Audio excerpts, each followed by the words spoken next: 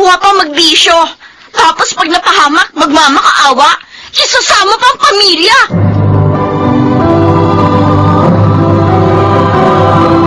Handog ng DZRH ang dunay sa kanyang panahon. Mahalaga sa tao ang pagkakaroon ng malawak na pangunawa na ililigtas siya nito sa gulo at kapahamakan. Mga kaibigan, pakinggan po natin ang naging karanasan ni Macy sa ating dunang sa kanyang panahon. Ano? Mag-aasawa ka na, Kuya Jason? Oo, Macy. Magpapakasal na kami ni Rachel. Pero bakit naman parang bigla naman? May dapat na akong panagutan sa kanya eh. 2 months na siyang buntis. Paano na ako? Paano na ako makakatapos sa pag-aaral? Papira naman, oh. Pag-aaralin pa rin kita. Kaya lang, sa ngayon, mahinto ka lang muna. Dahil may pagkakagastusan kami eh. Yun nga ang kasal.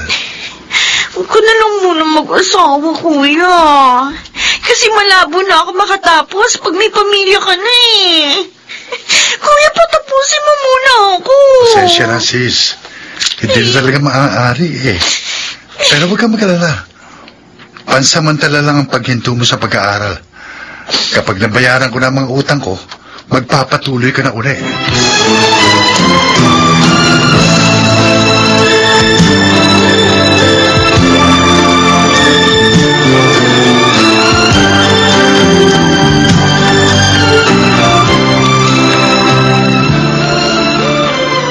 Ano ba yan? Niyaya mo akong mamasyal dito sa park, pero wala ka namang libo. Nakasimangot ka pa. Galit ka ba sa akin? Hindi, River. Bakit ako magagalit sa'yo? Wala ka namang ginagawang masama sa akin. Bakit ka nga ganyan? Kasal na ngayon ang kuya ko. Ay, oo nga pala. Bakit hindi ka dumalo? Talaga sinadya ko yun. Para makita nila na talagang tutulo ko sa ginawa ni kuya. Macy, tanggapin mo na lang ang lahat. Wala ka nang magagawa eh. Hindi ko siya matatanggap. Sinira niya yung pangarap ko. Pero asawa na siya ng kuya mo. Kahit na ba eh. Makikita niya sa akin. Sisiguraduhin ko na magiging miserable ang bawat araw niya sa bahay namin. Uy, huwag ka nga ganyan. Ang sama mo. Hindi ka marunong umanawa. Pwede ba wag mo akong pakialaman sa gusto kong gawin? Macy! Kung ayaw mo pati sa'yo, ibuhos kong galit ko!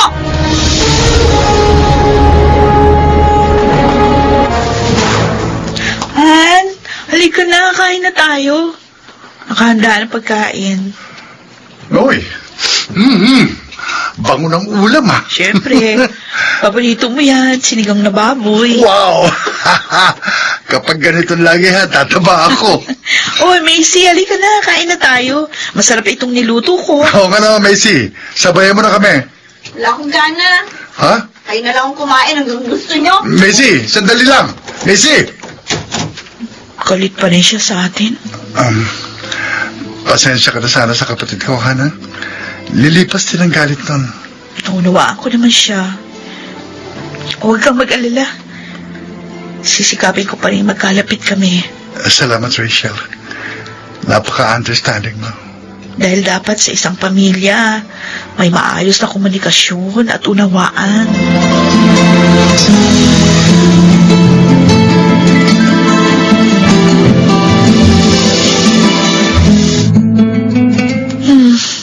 Ang dami na pala ng mga damit naming marurumi.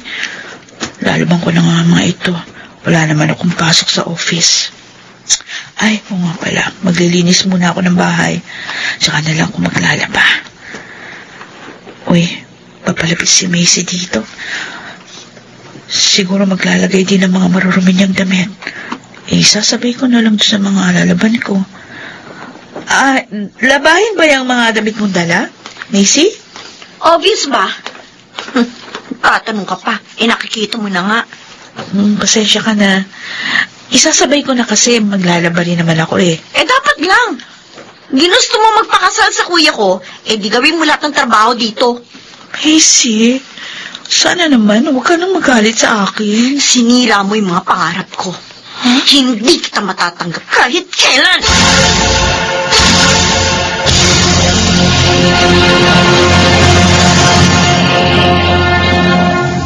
Hanggang ngayon pala, Macy, hindi mo pa rin matanggap ang hipag mo.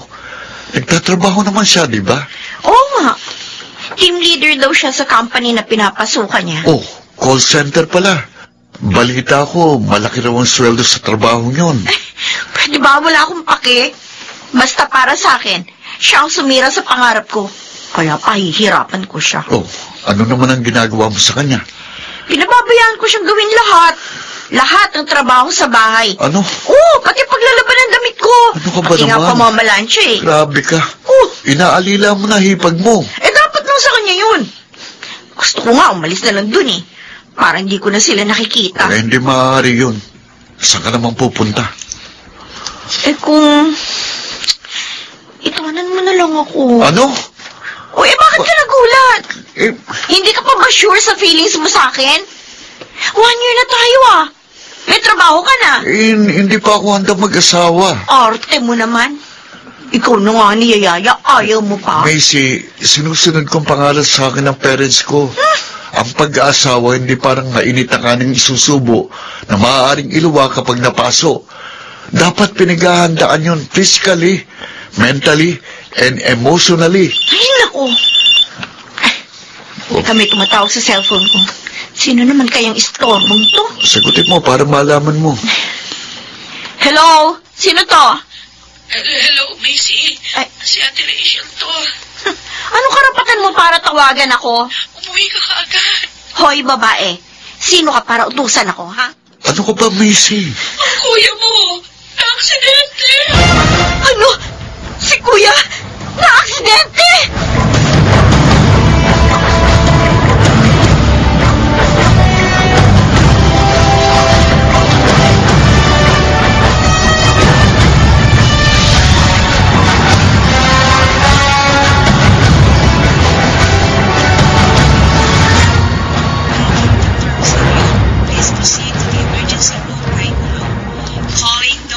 Jason, kumusta na pakiramdam mo?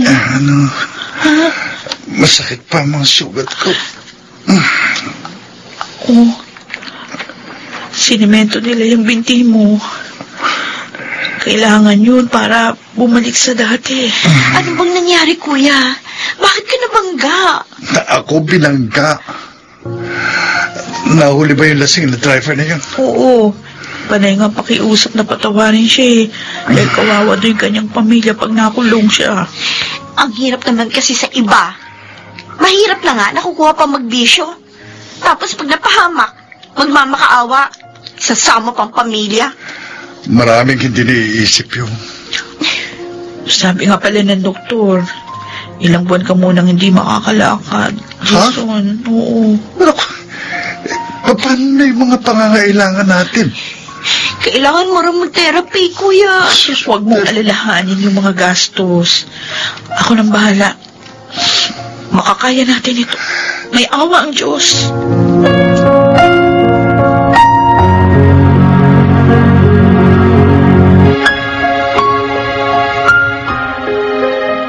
Kumusta ka na, pare? Eto, bahay pa rin. Di makapagtrabaho. Naiya nga ako sa misis ko eh.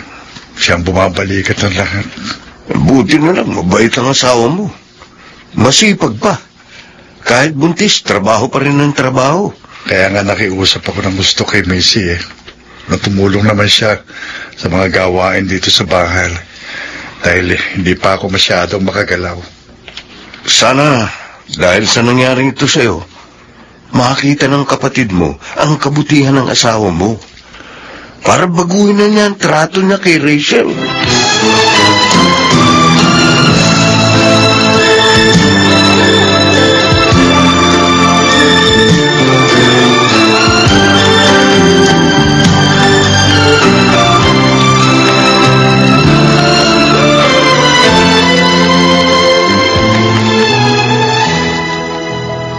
Heto po. ang bayad ko dito sa isda, Aling Tinding. Salamat.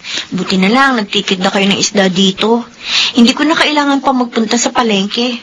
Malayo din kasi yun eh. Sayang pamasahe ko. Ay, tama ka. Oo nga pala. Kumusta na si Jason? Maganda naman po ang resulta ng mga therapy ni Kuya. Mabilis po ang recovery niya. Mapalad siya. Abay, mabait ang naging asawa niya. Malaki pa yung kita.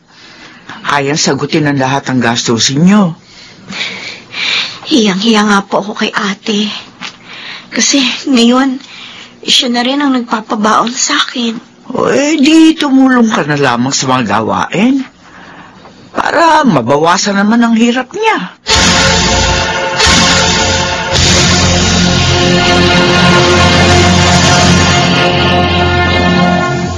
Natutuwa ako, Han. Nakakalakad ka na ng maayos. Lalo na ako, Han. Gustong-gusto ko nang magtrabaho uli. Teka muna, huwag mo biglain. Baka mamaya makasama yan sa'yo. Hintayin natin ang sasabihin ng doktor. Salamat, Han. Naging matyaga ka sa akin. Sa amin ni Macy. Dapat lang nagawin ko yun. Pamilya ko na kayo. At mahal kita.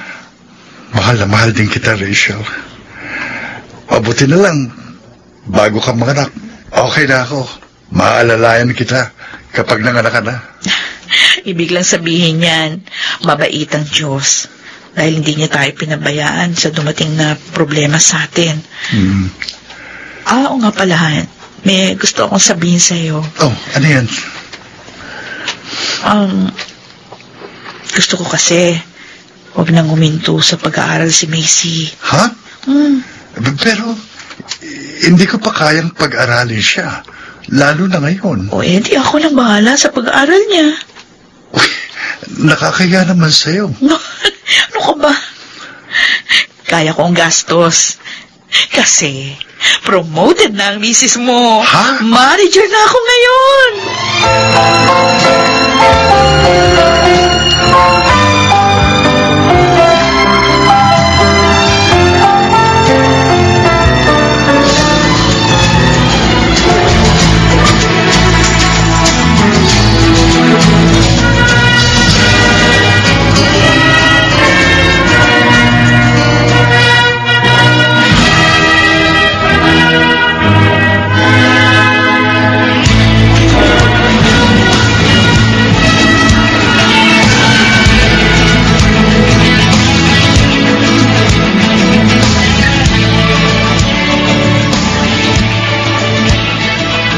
Congratulations, Macy! Graduate ka na! Oo nga, Macy. Binabati kita. Oo nga, Kuya. Ate, graduate na ako. Ote, bakit umiiyak ka? Hindi, hiyang-hiya kasi ako sa inyo ni Kuya, ate. Lalo na sa'yo. Pinagsalitaan kita na masasakit noon. Pinahirapan. Yung pala, ikaw ang makakatulong ng malaki sa amin. Wala yun, Macy. I'm sorry ha, Kuya, ate. Naging makitid ang pangunawa ko. Hindi ko kayo kaagad naunawa. Ayan.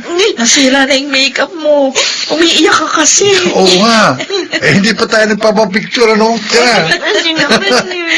Kalimutan na natin ang malungkot na parting yun sa ating buhay. Ang salubungin natin ay ang ating masayang bukas.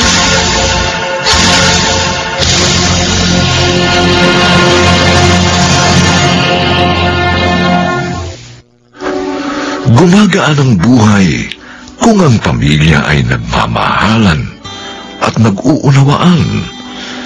Magkasuliranin man, ito'y kanilang mapagtatagumpayan sa kanyang panahon.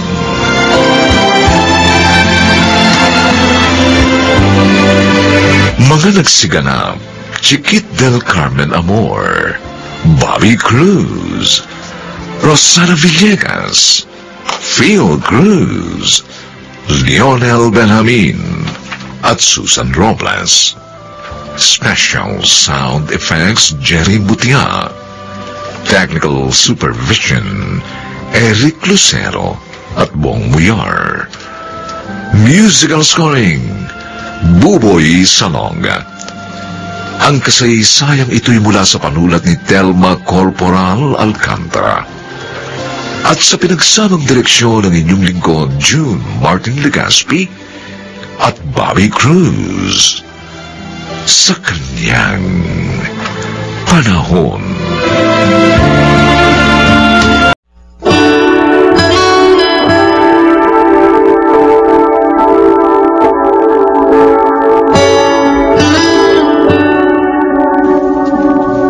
Ang lahat ng tao ay may takdang kamatayan. Mahirap mang tanggapin. Subalit, hindi natin ito maiiwasan. Subalit gaano nga ba ito kasaklap kapag natuklasan mong malapit nang bawiin sa iyo ang iyong buhay na pawang hiram lamang? Mga kaibigan, narito't ating pakinggan ang naging karanasan ni Dante sa ating dulang sa kanyang panahon.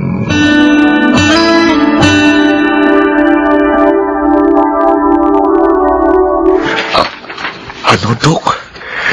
Brain cancer? Huwag naman kayo magbiro ng ganyan. Hindi ako nagbibiro. Malinaw ang resulta ng aking ginawang pagsusuri sa iyo. May malignant tumor ka sa utak at nasa critical stage na. Kung ganon na lang kahabang itatagal ng buhay ko. Well, hopefully, at sa awa ng Diyos, baka umabot ka pa ng 6 months. Kung hindi naman, mga 2 or 3 months na lang itatagal mo. Hindi ko ito matatanggap. I-verify niyo ulit, baka nagkamali lang kayo ng findings, Doc. I'm sorry, Dante. Yun talaga ang findings ko. Matagal na akong doktor at kahit kailan, hindi pa ako nagkamali. And how I wish na sana'y nagkakamali ako. Wala na po talagang remedyo. Masyadong maiksi ang 3 to 6 months. Hindi ba pwedeng mag-extend ang buhay ko kahit 1 taon? Wala na akong magagawa. Kaya tanggapin mo na lang na hanggang doon na lang ang buhay mo.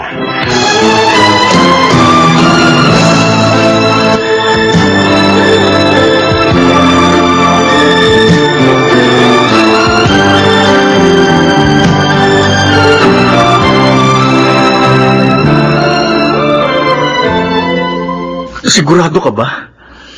Ano kaya kung magpatingin ka sa ibang doktor para sa second opinion? Hindi na kailangan, Gardo. Nararamdaman ko ng panghihina. Tapos, padalas ang pagsakit ng ulo ko. Kahit na. Mabuti na yung nakakasiguro tayo. Tama na. Ayoko na. Dahil ayoko nang muling marinig ang desperado kong kalagayan. Kaya mas mabuti pa sigurong... Aray ko. Bakit? Sumasakit na naman ang ulo ko. Ha? Grabe ang sakit talaga. Anong gusto mo? Dadalhin kita sa ospital? Huwag na. Lilipas dito. Ang hirap ng ganyan. Dapat may iniinom kang pain reliever. Nagsawa na rin ako sa kainom ng pain reliever. Ano kaya kung ihampas ko na lang ito sa pader ng ulo ko? Para natatapos ang paghihirap ko. Huwag kang mawala ng pag-asa. May awa ang Diyos. Manalig ka sa Kanya. Baka sakaling magkaroon ng himala.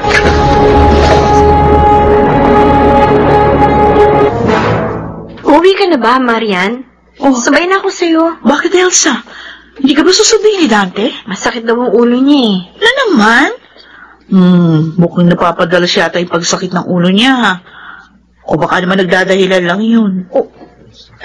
Anong ibig mo sabihin? Don't get me wrong. Pero dapat maging aware ka. Baka umiiwas na sa'yo si Dante. Bakit naman niya yung gagawin? Oo, malay ba natin kung may ginagawa na siyang milagro. Hindi mo nararamdamang nalalamig na siya. Actually, yun nga ang nararamdaman ko.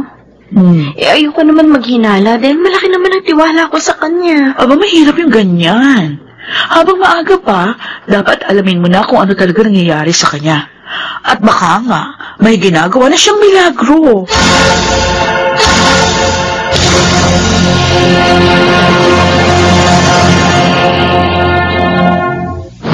Ano? Ibebenta mo na ang house and lot? Katapos mo nang hulugan yun ah. Kaya nga pwede ko lang ibenta dahil bayad na ako eh.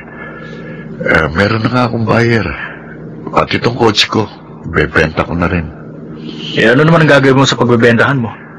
Ang mapagbebentahan ko, pati na yung savings ko, hating ko sa 3. Yung 1/3, ibibigay ko kay Elsa. Yung isa pang 1/3, ibibigay ko sa mga kamag-anak ko. At yung natitira, ibibigay ko sa charity. Ibang klase ka rin naman. Wala ka nang itinira para sa sarili mo. Para saan pa? Mamamatay din lang naman ako. Kaya gagawin ko ng pinakamabuti kong magagawa. Pero maganda naman ang binili kong kabaong para naman hindi ako magmukhang kawawa. Palalagyan ko ng wiper para hindi mabasa ng luwa. Ikaw talaga oh. Mamamaray ka na't lahat. Nagagawa mo pang magbiro. Ganun talaga, Gardo. Life is a big joke. At hindi basta-basta ang birong dumating sa akin. At itong birong hindi nakakatawa, kundi nakakaiyak. Sabihin mo sa akin, masama ba akong tao? Hindi. Sa katunayan nga, napakabait mo. Napakabuti mong kaibigan. Pero bakit ganun? Bakit ako pinarurusahan ng Diyos? Pare, hindi yan parusa. Pagsubok yan. Isang pagsubok na alam kong kayang-kaya mo mapagtagumpayan. Pero paano? Paano kung matatakasan ng kamatayang unti-unting sumasakmal sa akin?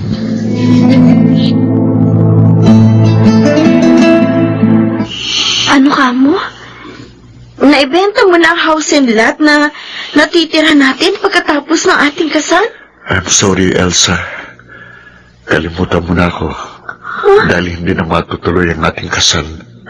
Bakit? Anong problema? Don't tell me. May iba ka ng mahal. Wala. Ikaw lang mahal ko at wala ng iba. Pero bakit nga hindi matutuloy ang kasal natin? Ano bang problema? Ewan ko. Hindi ko alam kung paano kong sasabihin ito sa'yo. Pwede ba? Huwag ka na magpaligoy-ligoy pa. Sabihin mo na sa akin kung ano talagang problema mo. Hindi ko kayang sabihin. Malalaman mo rin naman yung balang araw. Basta't isa lang ang masasabi ko. Ngayon pa lang, pag-aralan mo na akong kalimutan. Pwede ba? Huwag kang ganyan. Elsa, Parang mo na rin akong pinapatay sa ginagawa mong pagnilihim. Parang awa mo na, Dante. Elsa. Sabihin mo kung ano talagang nangyayari sa iyo. I'm dying! Mamamatay na ako! Ano? Hindi. Hindi totoo yan. Nagbibiro ka lang. Yun ang totoo. May brain cancer ako.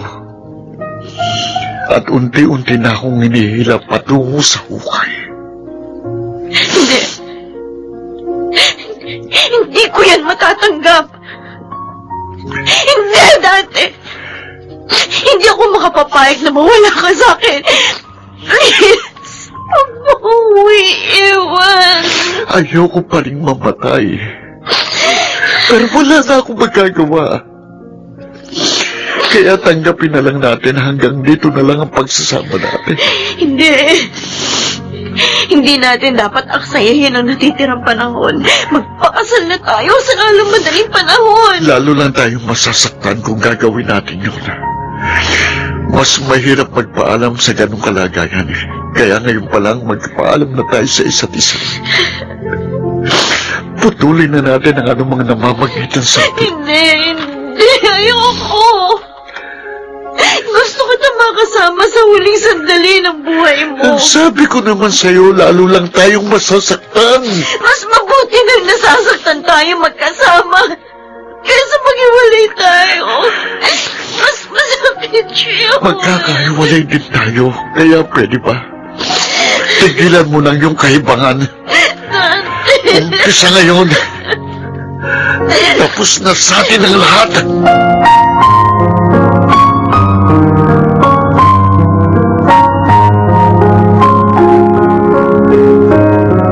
Elsa, siguro, masyado lang siya desperado, kaya niya nagawa na makipaghiwalay sa'yo. Pero dahil sa ginawa niya, dalawa na kami ngayon desperado. Nasaan siya ngayon? Umuwi siya ng probinsya. Gusto rin niya makasama ang kanyang mga kamag-anak sa huling sandali ng buhay niya. Bakit ikaw? Ayaw ko ba niya makasama? Ay, napaka-unfair naman niya. Tama ka, Marian. He's so unfair. Hindi ba lang niya naisip ang aking nararamdaman?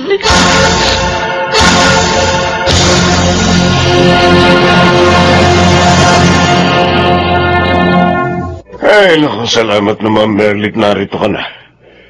2 linggo ka rin nawala. Alam mo bang hirap na hirap ako sa kakahanap ng pangalan ng mga pasyente natin? Ang gulo ng files natin. Dok, pasensya na po. Kailangan ko talaga umuwi ng probinsya eh. Emergency ho kasi. Marami ho ako inasikaso dun. Uy, naroon na ako. Pero sana naman inayos mo ang files natin. Nahirapan talaga ako. Ano ba ang system ang ginagawa mo? Dok, hindi ko ho alam. Basta alam ko, magulo po isip ko ng mga sandaling yun. Diyos ko naman, oh. Ang hirap. Pwede ba ayusin mo yung file natin? Ha? Opo. Kung hindi, kukuha na ako ng ibang sekretary. Dok, sorry po. Sige po, aayusin ko na po yung files natin. Teka, may bagong pasyente, oh. Please come in and have a seat. Thank you. Okay. Now, what can I do for you? Dati na ba kitang pasyente? Opo, Dok. Hindi niyo ba ako natatandaan? Ako si Dante Castillo. Dante Castillo. Pamilyar ako sa pangalan yan, pero ikaw ba yun? Lagi ba yata ang itsura mo? Dok, siya nga po yun. Natatandaan ko ho siya. At may isa pa rin ho tayong pasyente na halos kapangalan niya. Si Dante Castello po yun. Sige. Akin ang medical record nitong pasyente. Yes, Dok. Kukunin mo na po sa file natin. Bilisan mo. Opo. Eto na po, Dok. Akin na. Oh, no. There's something wrong. Ito rin yung nahagilang pong file doon para sa isang pasyente. Anong ibig niyo sabihin, Dok? Hindi yung naunang nagpunta rito ang may cancer, kundi ikaw. Ikaw ang may brain cancer.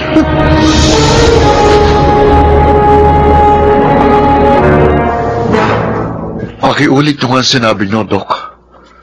Don't tell me nagbibiro na naman kayo. Yun ang totoo. Wala kang cancer. Pasensya ka na. Magkatunog kasi yung pangalan nyo ng isa ko pang pasyente, kaya medyo nalito ako. Severe migraine lang ang sakit mo, kaya dapat matuwa ka. Ano ka mo? Dapat matuwa ako? Hindi ba ninyo alam kung anong damage ang ginawa niyo sa akin? Ibinenta ko lahat ng aking ari-arian at ipinamigay ko ang aking napagbentahan.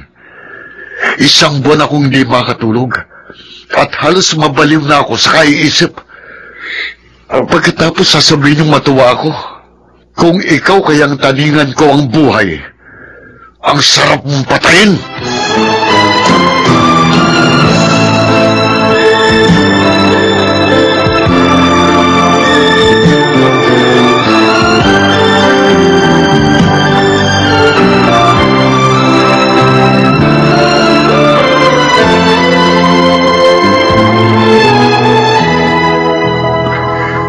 Kung hindi lang talaga kasalanan, baka napatay ko na ang doktor na yon. How I wish na siya na lang ang nagka-brain cancer. Hayaan mo na lang siya. Magpasalamat ka na lang dahil hindi totoo mamamatay ka na. Kung sa bagay. At isa pa, nasa akin naman ang 1/3 ng pera mo. At huwag ka nang manghinayang sa nawala mong pera. Dahil hindi naman talaga nawala yun. Nakatulong ka sa kapwa mo. Kaya ang Diyos na ang magbabalik sa'yo ng pagpapala.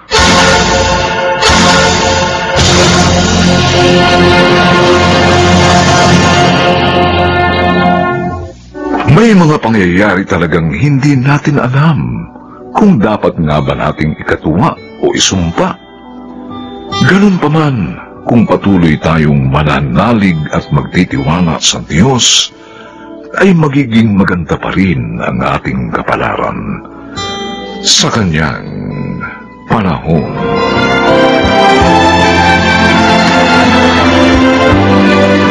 Mga nagsiganap: Phil Cruz, Chiquit del Carmen Amor, Lionel Benjamin, Susan Robles, Maynard Landicho Jr., at Rosana Villegas. Special Sound Effects Jerry Mutiar. Technical Supervision Eric Lucero at Bong Muyar. Musical Scoring Buboy Salong. Ang kasaysayang ito'y mula sa panulat ni Toti Sandoval at sa pinagsamang direksyon ng inyong lingkod June Martin Legaspi at Bobby Cruz sa Kanyang Panahon.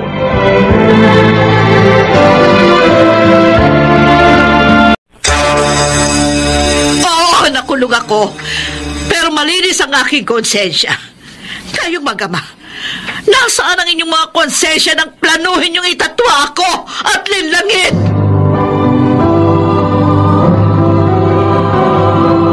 Handog ng DZRH ang tula sa Kanyang Panahon. Maraming tiisin ang nakalaan sa sinumang ina na sa tuwin ay nakadarama ng mga agam-agam at pangamba.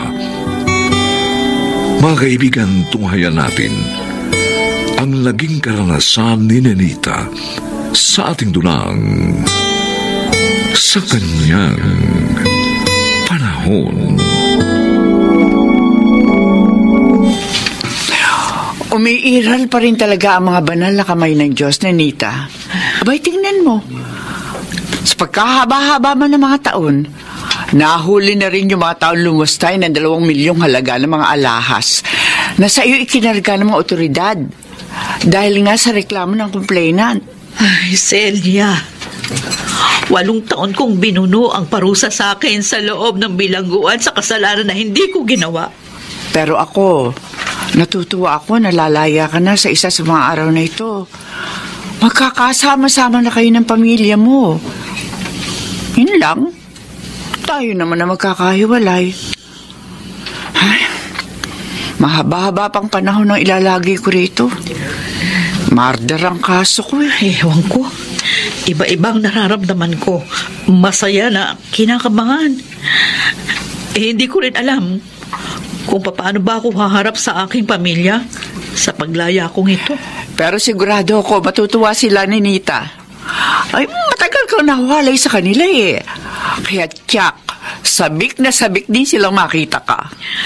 Nung eksaktong makulong ako, yun din ang araw ng graduation ni Maricar sa college. Physical therapy ang kinuha niya. Ay, siguro ngayon, nag-duty na siya sa ospital. Celia, siya rin ang dahilan kung bakit ako nagsikap maghanap buhay noon para lang makatapos siya sa pag-aaral.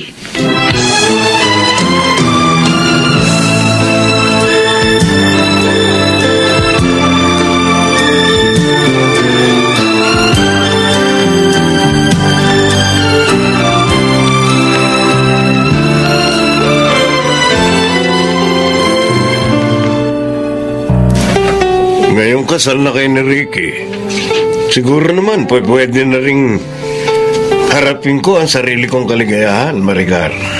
Ang itay, kailangan pa ba naman ninyong magpaalam sa akin? Basta kung saan kayo masaya, hindi ako kukontra.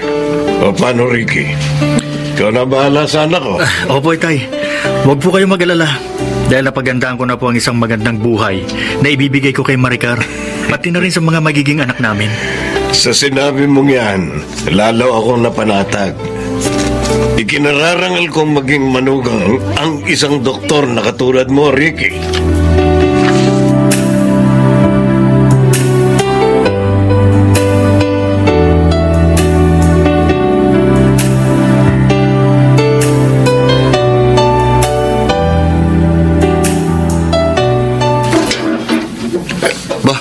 Aling Ninita, kayo po ba yan?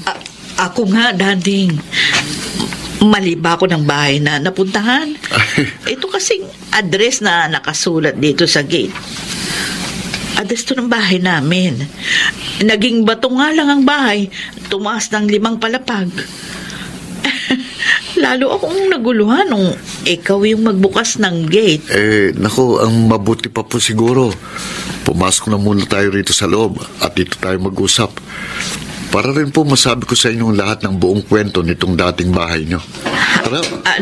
Dating bahay? Ay, anong ibig mo sabihin? Lalo yata akong naguluhan sa narinig ko. Mahigit 5 taon na rin po nang mabili kong lote ninyong ito, Aling Ninita. Ha? Ito pa nga pong papel na pirmado kayong mag-asawa. Patunay ng bilihan natin ng pag-aari ninyong ito. Wala akong papel na pinipirmahan para mabenta ang lupang ito. Pero ang sabi ko ni Mang Ruding, sinadya pa niya kayo sa correctional para papirmahin.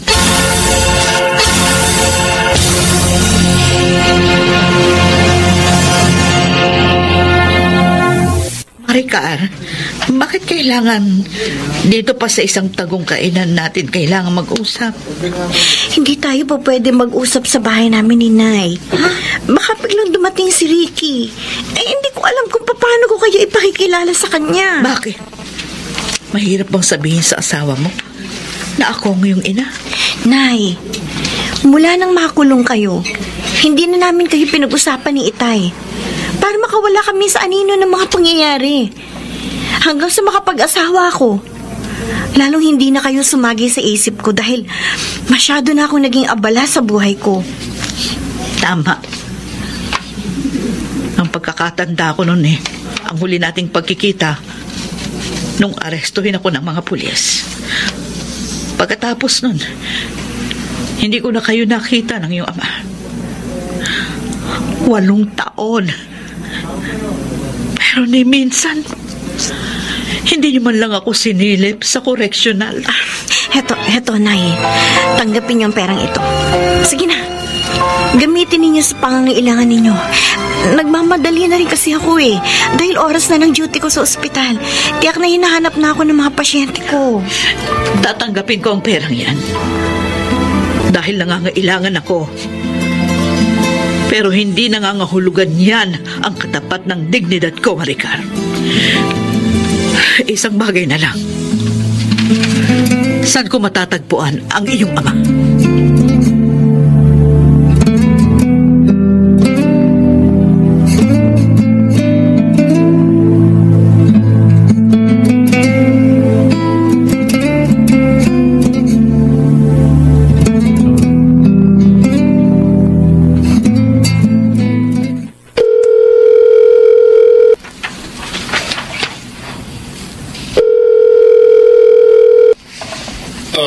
Hello? Ricky, napatawag ka? Itatanong ko lang po sana kung napadaan ba dyan si Maricar. Oras na po kasi nag-duty niya pero wala pa siya dito sa ospital. May mga by appointments po pala siya nakaschedule ngayon. Naghihintay na sa room niya ang mga pasyente. Hindi pa siya natadaan dito magmula kaninang umaga. Tinawagan mo na ba ang cellphone niya? Hindi po sinasagot ang mga text at tawag ko Hindi ko rin po siya malocate. Siguro naka-off ang location ng cellphone niya. Sige. Hayama't susubukin ko rin siyang tawagan. Salamat po, Itay.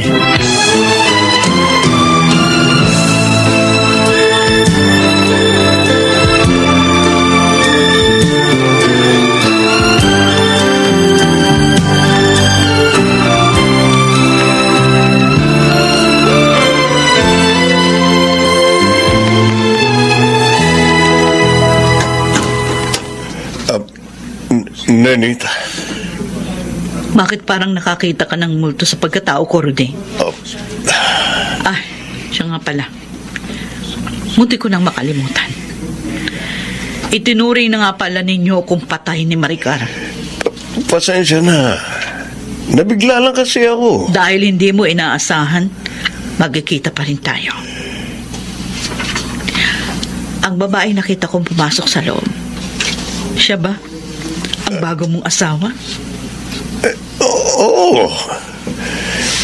Pero sana pakinggan mo muna ako. Hindi na. Tiyak naman na iisa lang ang sasabihin niyo ni Maricar.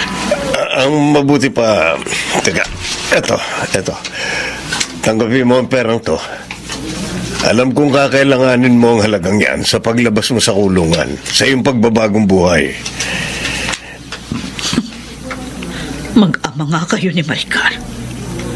Pera ang pinamtatapat niyo sa mga sakit ng loob at hinanakit na ipinapadanas niyo sa inyong kapwa. Yan ba? Yan ba ang pangunahing layunin ng inyong mga pera? Oo. Nakulong ako pero malinis ang aking konsensya. Kayong mag-ama, nasaan ang inyong mga konsensya nang planuhin ninyong itatwa ako at lilangin?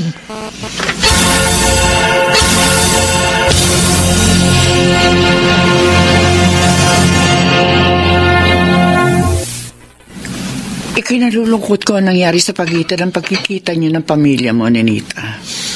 Pagkalipas ng 8 taon, iba na ang buhay na dinatnan ko, Celia. Oh, paano? Anong plano mo ngayon? Wala naman ako mapupuntahan. Kaya makikiusap ako kay Warden. Dito na lang ako sa correctional. Tutulong na lang ako sa lahat ng mga gawain dito. Abay, Jack, na matutuwa si Warden sa desisyon mong yan, Nenita. Alam mo bang isa siya sa mga nalungkot sa paglaya mo? Kasi nga, malaking tulong ka raw rito sa loob ng correctional. Gumagaan daw ang mga gawain dito dahil sa sobrang sipag mo. Maganda raw ang naging impluwensya mo sa mga babaeng bilanggo rito. Dito ko na rin gustong mamatay. Celia, kung ipipikit ko na ang aking mga mata at magpantay na ang aking mga paa, gusto ko pa rin dito sa lugar na ito.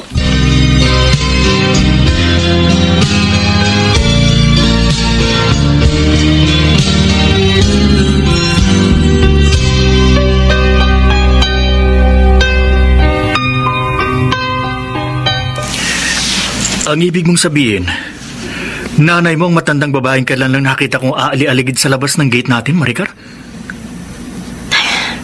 Oo, Ricky.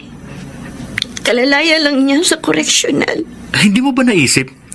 Kaya kanya hinanap dahil kailangan niya na matitirhan. Ewan ko. Hindi ko alam. Basta nagulo na nga ang isip ko ng araw na yun. Kaya naging mas madali sa yung itaboy siya kaysa tugunan ng mga pangungulila niya bilang isang ina na gusto kang makita at mayakap.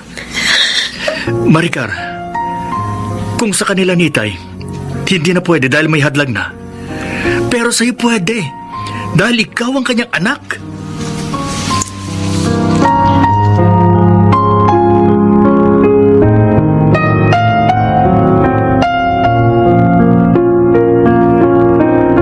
Nenita, tingnan mo, parang dito sa direksyon natin, papunta yung babae at lalaki mga mukhang doktor. Mga nakaputi eh. Si Maricar, ang anak ko. Inay! Inay! Maricar!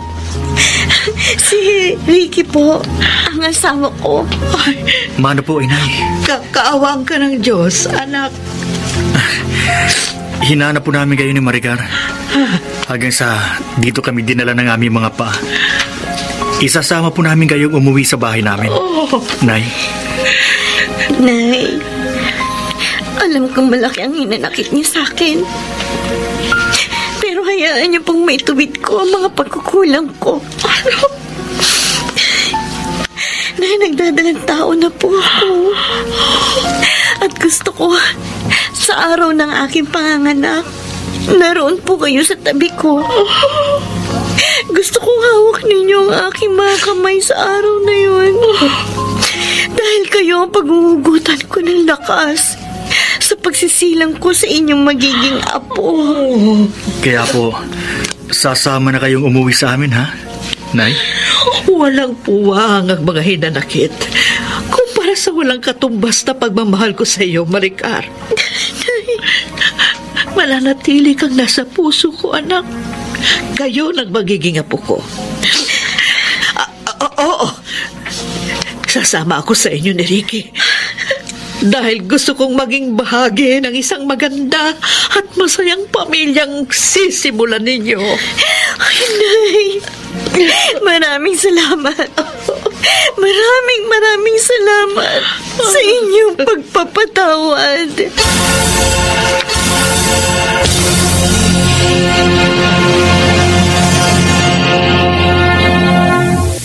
Isang mensahe ng pag-asa ang damdamin ng isang nagmamahal na ina para sa kanyang anak.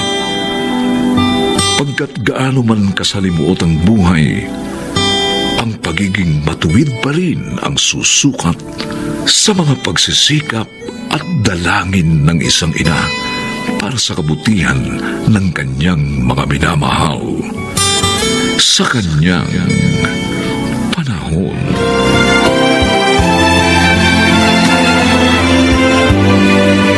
Mga nagsigala, Rosana Villegas, Chiquit del Carmen Amor, Susan Robles, Lionel Benjamin, Maynard Landicho Jr., at Phil Cruz. Special sound effects, Jerry Mutia.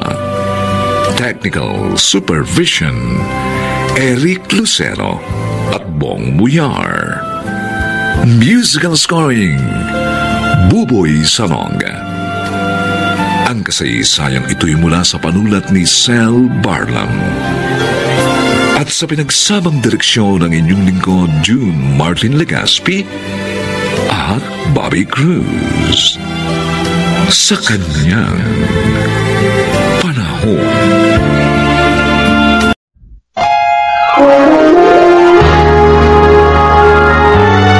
Kauna-unahan sa Pilipinas.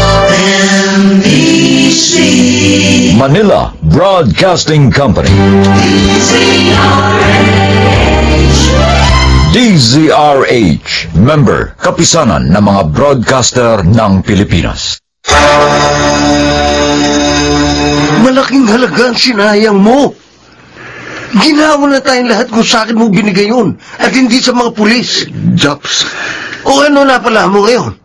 Di wala. Ako, kung pwede lang kita bugbugin, binugbog na kita eh. Tama!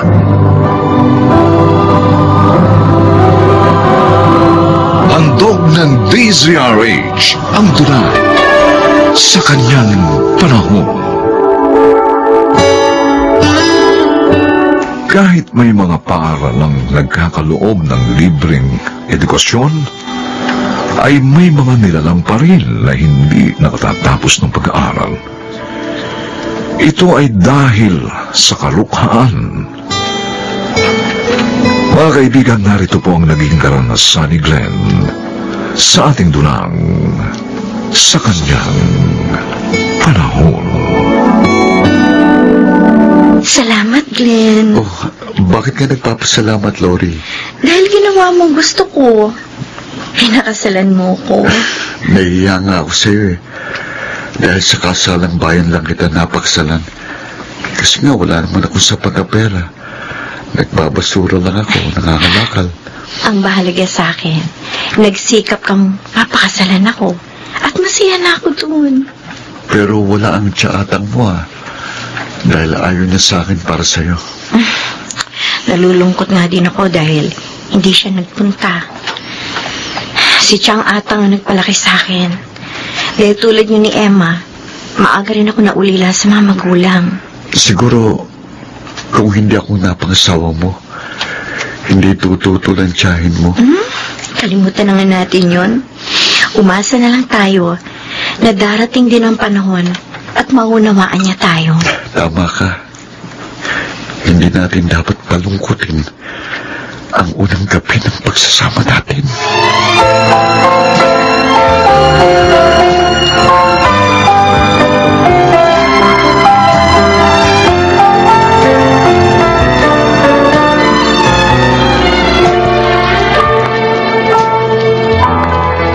Thank you, Ate Lori.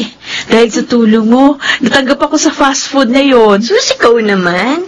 Talaga namang hiring sila ngayon sa branch nila, kaya sinabihan kita. Pagbubutihin ko yung trabaho ko, ate, para ma-regular ako tulad mo. At saka, para makaipon din. Balak mo ba mag-aral sa college? Oo, ate. Ayoko nang iasa ito kay kuya eh. Hindi na niya makakaya. Hindi na nga siya nakatapos ng high school para sa akin. Tiyak na matutuwa ang Kuya Glenn mo pag nalamang may trabaho ka na.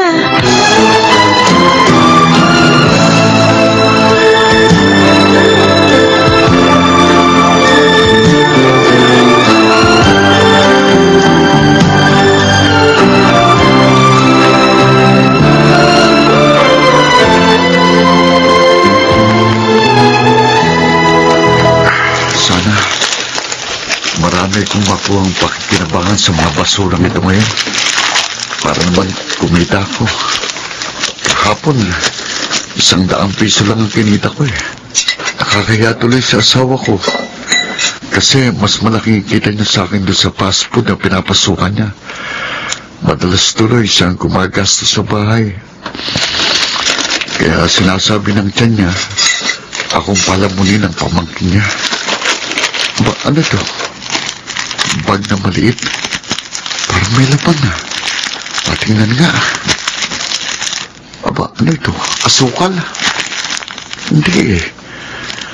Parang hindi asukal ito eh. Walang tatak yung plastic. Saka,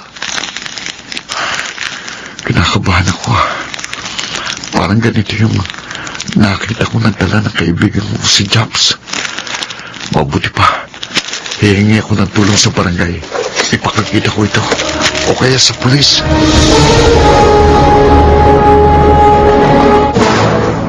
Pambihira ka naman, Glenn. Naisip mo na palang shabu yun.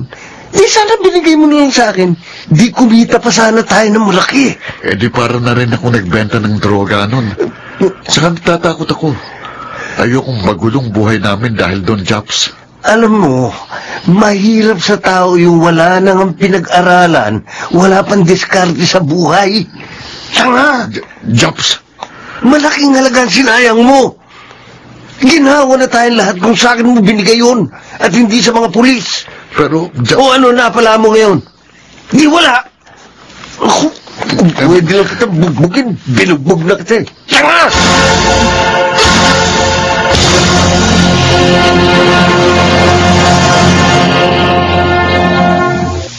Malalim na ang gabi, Glenn. Ba't tayo pa matulog? Ano ba iniisip mo dyan? Hindi kasi mawala sa isip ko mga sinabi ni Jobs kanina. Tanga raw ako. Walang diskarte. Nainis nga ako na marinig ko yun eh. Gusto ko na siyang paalisin. Buti na rin at nagpaalam na siya. Sabihin mo nga sa akin, katangahan ba yung hangarin kong wag magulong buhay natin?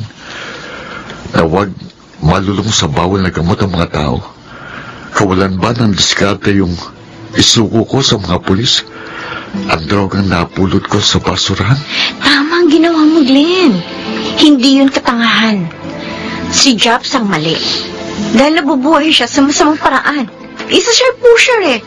At naniniwala ako, hindi ka man nagkaroon ng gantimpala sa iyong ginawa. Nabigyan mo naman ng kaluguran ng Panginoong Diyos. Salamat, Lori. Ikinararangal kita, Glenn.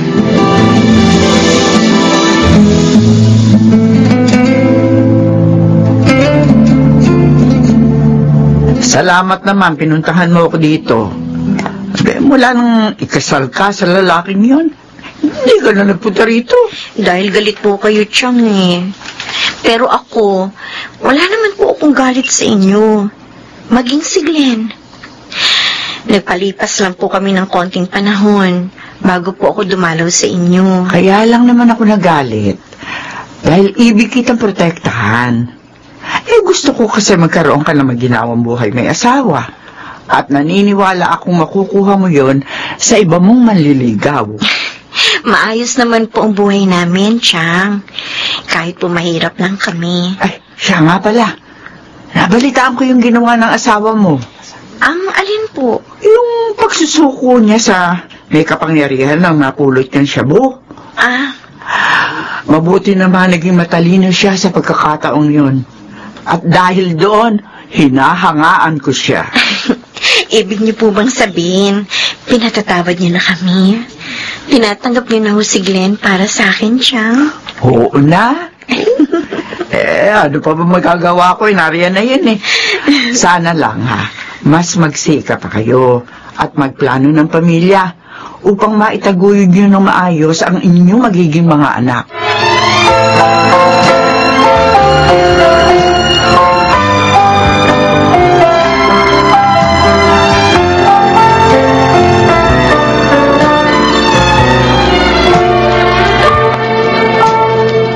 Ako si Lino, Glenn. Kaibigan ng barangay chairman ninyo. Nasabi nga po sa akin ni Chairman, ano pong kailangan niyo sa akin, Sir Lino? Alam mo, may resort ako sa Batangas at nangangailangan ako ng mga tapat na tauhan doon. Believe sa iyo ang chairman nyo rito. At dahil inirekomenda ka niya sa akin ng kaibigan ko, gusto sana kitang kunin. Oo. Huwag kang mag-alala. Bibigyan kita ng magandang sahod at libre pa ang tirahan at pagkain mo. Maganda pong alam niyo, sir. Hindi na po ako mangangalakal, kaya lang ayoko pong mapalayo sa asawa ko. Kayong dalawa ng asawa mo ang kinukuha kong tauhan, Glenn. Oo. Pareho ko kayong susweldohan ng maganda. Ano? Payag ka?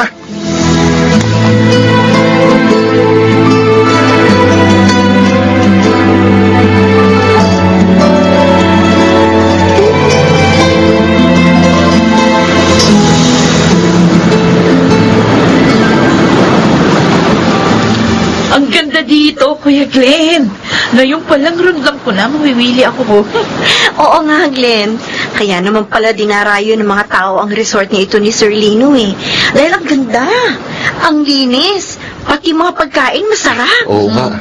At maswerte tayo dahil may iipon natin ang kita natin dito. Buti na lang. Kinuha rin ako ni Sir Lino para maging tauhan niya dito. Mas mabilis na ako makakaipon ngayon. Biyaya ito ng Diyos sa ating lahat, Emma. Kaunting panahon na lang, makakapag-aral ka na sa kolehiyo. Kaya dapat, ingatan natin ang biyayang ito. Maging tapat tayo kay Sir Lino.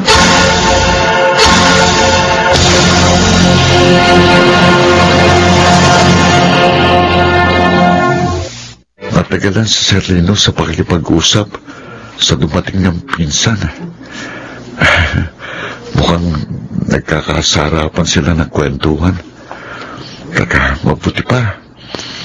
Dalhin ko na lang sa kanya itong mga papeles na dapat niyang pirmahan. Kanina pa ito hinihintay ng sekretary niya eh. Hindi naman siguro magagalit si Sir. Kawawa naman yung sekretary niya eh. Napamerienda namin pero hindi pa rin siya nakakausap. Ito, nandito na ako sa pintuan ng... Hindi ko akalaing magagawa mo ito, Sarno! Pinagkatiwalaan kita dahil pinsan kita! Yung pala, hindi ka dapat pagtiwalaan! Nagagalit si Sir Lino sa pinsan niya. Pinatalo mo lang sa sugal ang pera ng kumpanya ko. 3 milyon ang ipinatalo mo! 3 milyon? Ipinatalo sa sugal? Kuya Gino, bawasan yan. Huwag nyo nagamit ng pera. Paano mo babayaran yun? Ganong kapi-kapi lang utang mo dahil sa sugal! Paano mo na lang ako uli, oh. Ano? Oo, alam sa putong ko na. Pananalo na ako ngayon. Talama ka na talaga. Kakasuhan kita dahil sa ginawa mo sa akin. Naku, nagalit na ng gusto si Sir. Ang yabang mo! Huwag marami kang pera. Tingnan natin kung may magagawa pa rito sa labi mo. Ito! Oo! Siko! Para matapos na kayabangan mo, papatay na kita! Binaril niya si Sir Lino!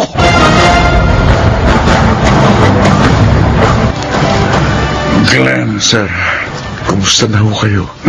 Maayos na ako. Salamat sa iyo dahil sa maaga mong pagsaklolo. At nadalagad ako dito sa ospital. Nadadakip ng mga pulis ang walang yakong pinsan. Naawa ho ako sa inyo eh. Kaya hindi ko na naisip ang matakot. Agad kong pinatawag ng pulis na Emma at Lori. Saka ko hinarap ang pinsan nyo para hindi makatakas. Utang ko sa iyo ang ikalawa kong buhay. Sir. Hindi ako nagkamali, Glenn, sa pagkuha ko sa iyo bilang tauhan ko.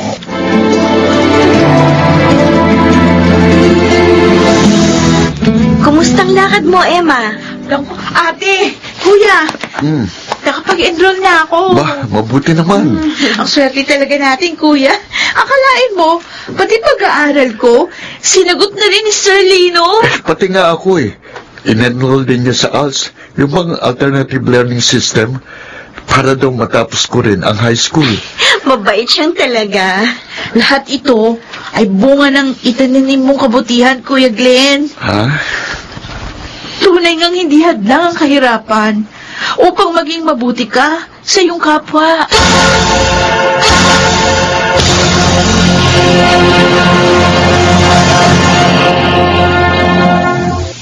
Ang taong may mabuting kalooban ay may malinis na pamumuhay at sa mga hangarin ay pinapagtatagumpay sa kanyang panahon.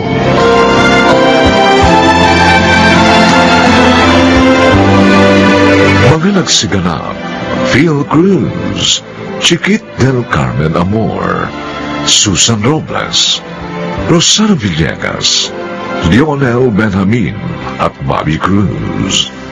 Special Sound Effects, Bernie Bascao. Technical Supervision, Bong Buyar at Eric Lucero. Musical Scoring, Buboy Salonga.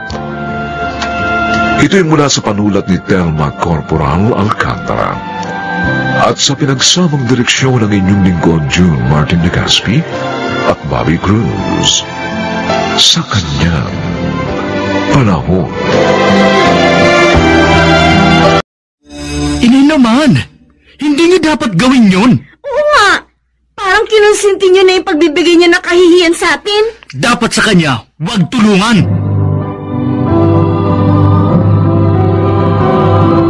Handog ng DZRH ang dula. En su tiempo. In his time. Sa kanyang panahon. Lahat ng magulang ay sinisikap na bigyan ng mataas na edukasyon ng mga anak. Ngunit may pagkakataon na hindi lahat ay natatamo ito. Ganoon pa man, hindi pa rin dapat na manghihina ang magulang.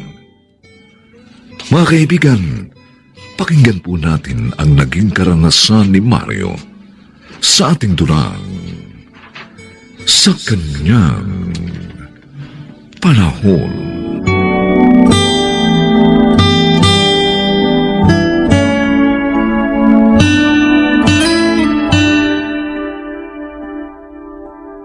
O yan, may lisensya ka na sa pagmamaneho. Bakit po malungkot kayo, Tay? Hindi lang ang tatay mo ang nalulungkot, anak. At alam mo ang dahilan kung bakit, Mario. Pasensya na po, Tay. Nay, hindi ko naman po gustong pasamain ang loob nyo eh. Pero hindi ko po talaga kaya. Tama na usapang ito. Nasakit ulo ko. Pagod na ako. Gusto ko na magpahinga.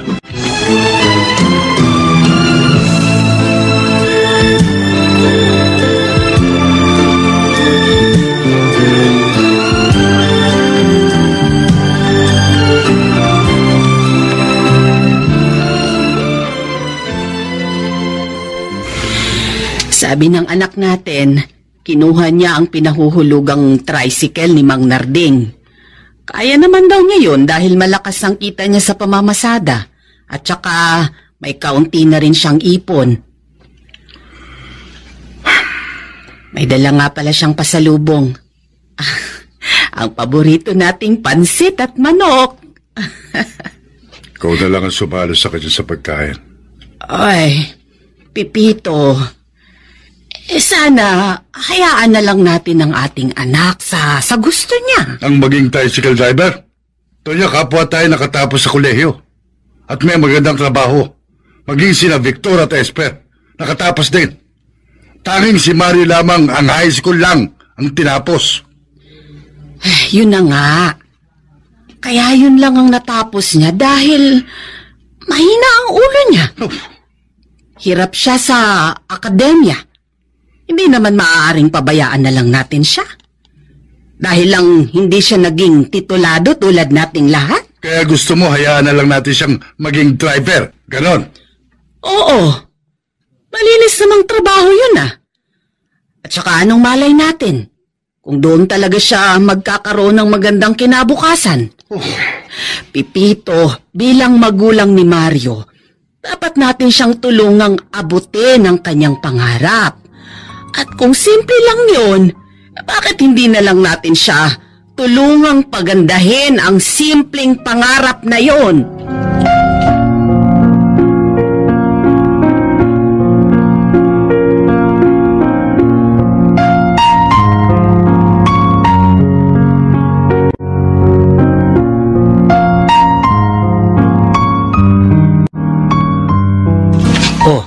Akala ko pumasok ka na sa office, Esper. Bakit nandito ka pa? Hinintay ko muna makaalis ang tricycle ni Mario, Kuya Victor. Alam ko na. Ayaw mong sumakay sa tricycle niya. Nahihiya ka, no? Hindi mo naman ako masisisi, Kuya Victor. Lahat tayo may mga tinapos sa kurso. Tanging si Mario lang ang wala. Ang totoo, Esper. Nahihiya din ako sa mga kaibigan ko. Kaya lang, pinayagan naman si Mario ni na Itay at Tinay. Pero kung ako lang, hindi ako papayag. Talagang pipilitin ko siyang mag-college. Bakit naman kasi ang purol ng utak ng Mario na yun 22 na nang matapos ng high school? Ang mabuti pa, sumakay ka na lang sa kotse ko. Ako na maghahatid sa'yo. Ay, salamat, Kuya. Ikaw naman kasi, kumuha ka na rin ng sasakyan mo. Total, can afford ka naman eh. Kumuha na ako, Kuya. Hindi pa nga lang dumarating.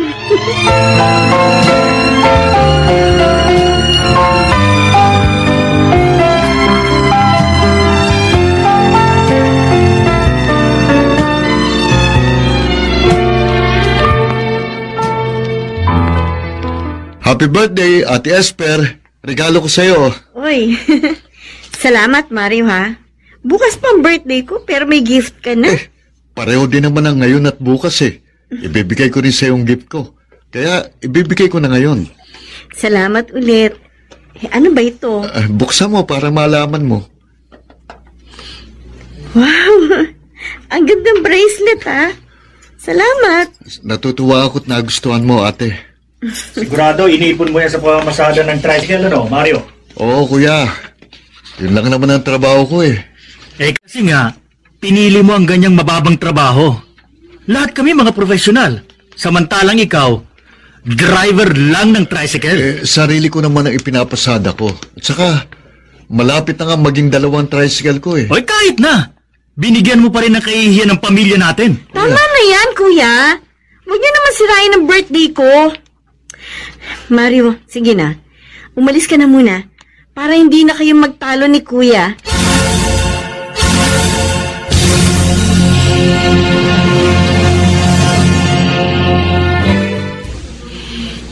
Sabi mo, may kukwento ka sa akin, Mario. Kanina ka pa rito. Di ka naman nagsasalita. Ang lungkot mo pa. Bakit ba? Birthday ng ate ko ngayon, pero umalis ako. Bakit? Kasi sabi ni Kuya Victor, kahihiyan lang daw ako sa pamilya namin. Dahil hindi ako tulad nila na may tinapos. Malinis naman ang trabaho mo. Pero ibang pananaw ng mga kapatid ko eh. Kahit na ba? Sina Aling Tonya ba at Mang Pipito? Ganon din? Nung una, oo, pero ngayon, sinusuportahan na nila ako.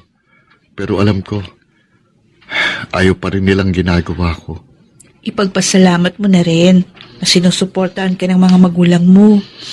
Ibig sabihin, malapit ka na nilang maunawaan. Sana, Aida, maunawaan din ng mga kapatid ko na maaari pa naman akong umasenso kahit hindi kasing taas ng inabot nila ang narating ko. Mangyayari yun.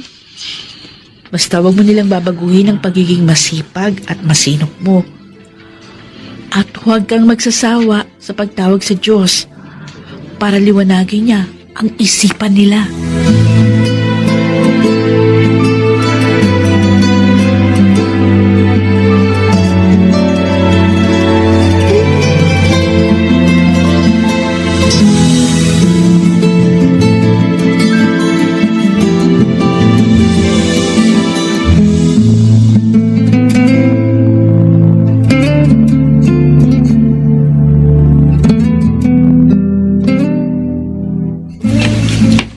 Bakit kumakain na kayo? Wala pa ang kapatid niyong bunso ah. Gutom na po kami, Inay. Oo nga po.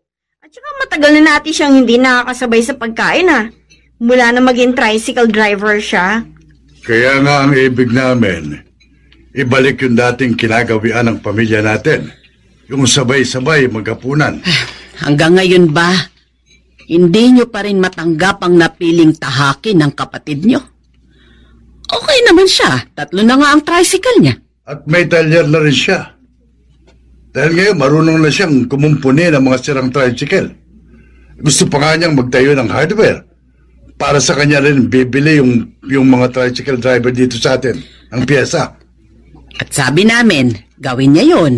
Kung kulang ang puhunan niya, bibigyan namin siya. Inay naman, hindi niya dapat gawin yun. Oo nga, Unay. Para kinukonsinti niyo na yung pagbibigay niya ng kahihiyan sa atin? Dapat sa kanya, huwag tulungan. Huwag ka kayo magsalita ng ganyan. Ay. Hindi naman niya tayo binibigyan ng kahihiyan. Wala siyang ginagawang masama. Hindi nga siya bumabarkada sa mga pabayang kabataan. Talaga lang hindi kayang abutin ng kapatid niyo ang narating ninyong dalawa. Oh. Kaya sana, suportahan na lang natin siya sa kung ano ang gusto niya. Total, hindi naman siya napapahamak.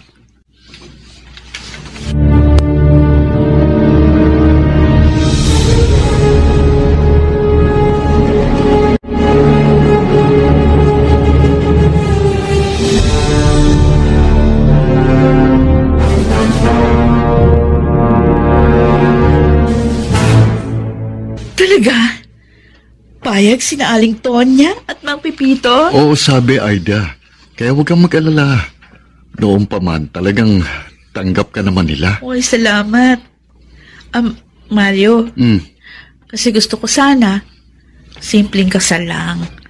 Ayokong gumaya tayo sa iba na lahat ng ipon binuhos sa kasal hanggang mabaon sa utang. Hindi mangyayari sa atin yun. Dahil may plano naman tayo eh. Tsaka may naihanda na ako para sa kasal natin. Meron din naman akong ipon na pwedeng itulong sa'yo. Huwag na. Akong lalaki. Kaya okay lang na akong gumastos. Iimbitahin natin ang mga malalapit nating kaibigan at mga kamag-anak para maging saksi sa ating pag-iisang dibdib.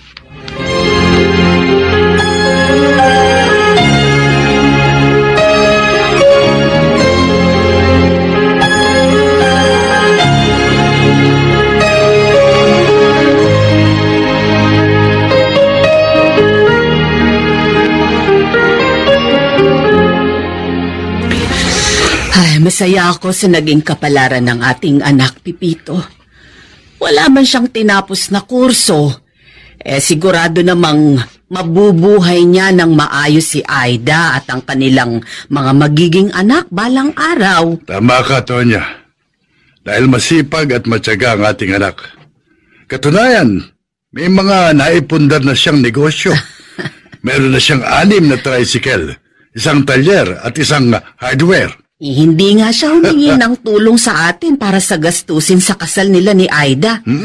Ay, nakabibilib talaga. Nay! Ah, Tay! Nay! Esper! Bakit ba? Nay! Tay! May tumawag pa sa cellphone ko. Pulis! Pulis? Bakit? Si Kuya Victor Dupo! Na-aksidente! At nasa ospital!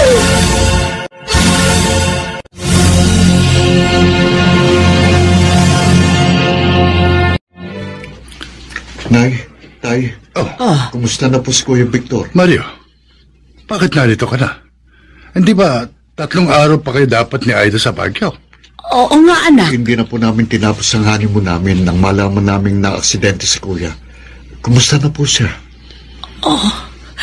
Nasa panganib ang kuya mo, anak. Kailangan niyang masalinan ng dugo. Oo, at hindi naman ako makapag-donate dahil high blood ako. Ako po, Tay. Handa akong mag-donate ng dugo para kay Kuya Victor. Gagawin mo yun, anak? Kapatid ko po siya.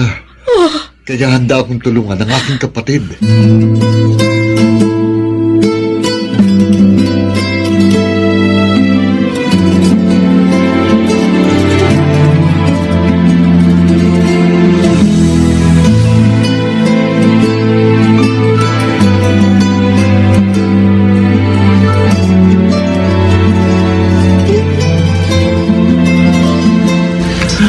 Kuya Victor at Esper, kayo palang bisitang sinabi ni Aida. Oo, Mario. Ipinasya namin ni Esper na dito ka na lang kausapin sa bahay niyo. Tungkol saan? Mario, gusto namin humingi ng tawad sa'yo. Sa masasakit na ginawa at sinabi namin sa'yo. Sana patawarin mo kami. Oo nga, Mario. Lalo na ako. Patawarin mo ako. Naging bulag ako, Mario. Hindi ko nakita na kahit hindi mo narating ang naabot namin, naging maganda pa rin ang kinabukasan mo. Nagawa mo pa rin umasenso. Kuya, ate... Sa kabila ng pangit na ipinakita ko sa'yo, tinulungan mo pa rin ako, Mario. Noong makailangan ako ng dugo, ginawa mo yun. Kaya sana mapatawad mo ako. Kuya, ate, napakasaya ko. Dahil natupad din ang matagal ko nang dinadalangin sa Diyos. Sa wakas, naunawaan niyo rin ako. O salamat po, Diyos ko.